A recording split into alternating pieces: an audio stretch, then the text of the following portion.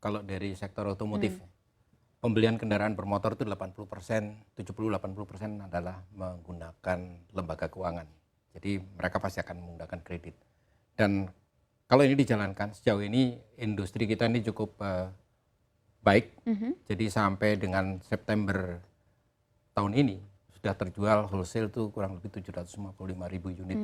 Kemudian kinerjanya ekspor pun juga bagus, walaupun mungkin ekspor tidak terkait dengan pinjaman tadi.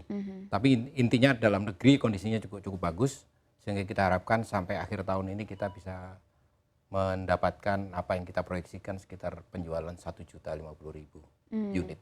Iya, Pak Kuku melihatnya seperti apa dengan adanya kebijakan ini atau insentif ini dengan sebelum, apakah ini benar-benar mendongkrak seperti yang diharapkan atau sebenarnya pertumbuhannya ya so-so, tergantung juga dengan sentimen, tergantung juga dengan momentum, seperti apa Pak Kuku? Ini sebuah berita yang bagus bahwa kan ada bunga yang relatif rendah dan apalagi 0% ya, pasti akan banyak yang berminat. Dan tahun ini banyak sekali produk-produk baru yang diluncurkan dari kemarin pada waktu Gias 2023 ya, cukup banyak peminatnya.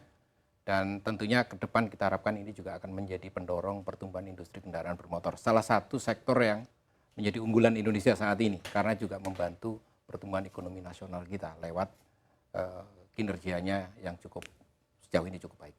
Oke, saya ingin ke Pak Aris sebagai dari kacamata multifinance ya. Bagaimana evaluasinya Pak? Berarti kan penerapannya, pemberian dananya sebenarnya sudah dilakukan sejak kemarin. Bagaimana Anda melihatnya? Apakah sebenarnya minatnya setinggi itu atau memang sebenarnya tergantung dengan sentimen seperti yang saya sampaikan? Ya, karena penerapan DP 0% itu bukan hal yang baru ya. Itu di POJK 35 tahun 2018 sudah di cover dan sudah diperkenalkan. DP 0% dengan beberapa kriteria. Salah satunya perusahaan pembiayaan yang memiliki tingkat kesehatan portfolio di bawah 1%. Jadi memang perusahaan pembiayaan itu harus terbukti memang sanggup dan mampu mengelola portofolionya. Jadi jangan sampai yang NPL-nya tinggi menjual DP 0%. Jadi memang pemerintah dulu mengatur. Tapi memang pada saat pelaksanaannya terkendala dengan salah satunya adalah pandemi COVID-19 yang masuk ke Indonesia. Sehingga pada saat itu yang dibutuhkan stimulus yang banyak direspon oleh masyarakat adalah penerapan insentif pajak. Pada saat itu yang menstimulus transaksi di masa-masa pandemi. Nah sekarang ini pemerintah ingin mencoba untuk memotivasi kembali dengan mengeluarkan, sekarang ini baru rancangan POJK ya, mudah-mudahan sebentar lagi akan jalan tahun 2024. Apa sih bedanya dengan POJK yang lama?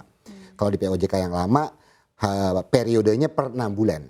6 bulan nanti laporan setengah tahun dilihat lagi kalau salah satunya adalah non-performing financingnya di bawah 1% baru diperbolehkan lagi untuk 6 bulan berikutnya. Kalau di POJK yang baru rancangan yang baru berlaku 1 tahun. Jadi mulai Januari sampai dengan akhir Desember. Yang diharapkan adalah menstimulus transaksi. Memang itu sangat bagus karena memang akan menurunkan porsi pembayaran pertama nasabah untuk bisa mendapatkan kendaraan. Jadi kalau harapan pemerintah untuk menstimulus perekonomian, meningkatkan perekonomian melalui transaksi kendaraan itu sudah sangat tepat. Tapi nanti penerapannya dikembalikan lagi ke masing-masing perusahaan pembiayaan akan menerapkan atau tidak. Okay. Tapi balik lagi kalau ke Sinaf kita akan wait and see melihat bagaimana makroekonomi yang akan berjalan sampai dengan akhir tahun 2023 ini. Tapi selama ini apakah dilakukan secara selektif Pak pemberian DP 0% ini? Ya, sekarang ini kita mempunyai payung di mana payungnya itu perusahaan pembiayaan yang salah satunya di bawah 1% boleh menerapkan DP 0%. Nah itu beberapa perusahaan yang saya tahu, begitupun CIMB Niaga Finance sangat selektif untuk memberikan DP 0%. Karena kenapa? Karena kita harus mempertanggungjawabkan kesehatan dari portfolio itu sendiri. CIMB Niaga Finance sendiri kita hanya menerapkan ke karyawan atau ke segmen-segmen tertentu yang mempunyai tingkat resiko yang sangat rendah. Gitu. Berarti pemberian selektif ini kembali lagi ke perusahaan multifinance-nya. Betul. Bagaimana mereka melihat portfolio dari perusahaan masing-masing, begitu ya. Itu yang menentukan kriteria mana yang bisa dipilih diberikan DP 0% atau tidak. Nah, saya ingin tahu juga dari Pak Ristiawan, ini kira-kira targetnya dengan adanya kebijakan ini paling tidak sampai dengan akhir tahun 2023 dulu sebelum kita ngomong lebih lanjut terkait kebijakan 2024. Ya. Sampai dengan 2023 kita masih optimis bahwa untuk CIMB Niaga Finance sendiri melihat tadi berbicara dengan Pak Kuku sebelum masuk ke studio ini, beliau sangat yakin bahwa pertumbuhan penjualan kendaraan akan sama dengan tahun kemarin, which is itu adalah hal yang bagus buat perusahaan pembiayaan, di mana salah satu produk multiguna adalah membiayai kendaraan.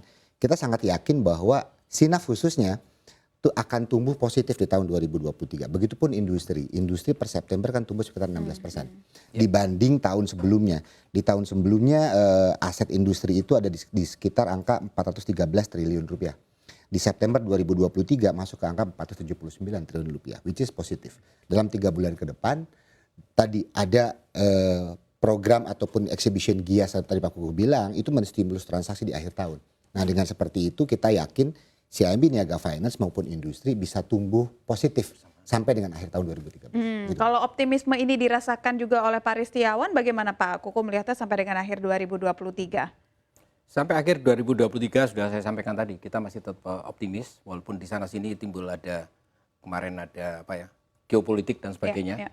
Tapi kita harapkan kondisi di dalam negeri masih cukup bagus. Tadi masih positif dengan rencana 0% Pak ya. Iya. Sampai akhir tahun kita harapkan kita bisa mencapai apa yang kita sudah proyeksikan 1.050.000.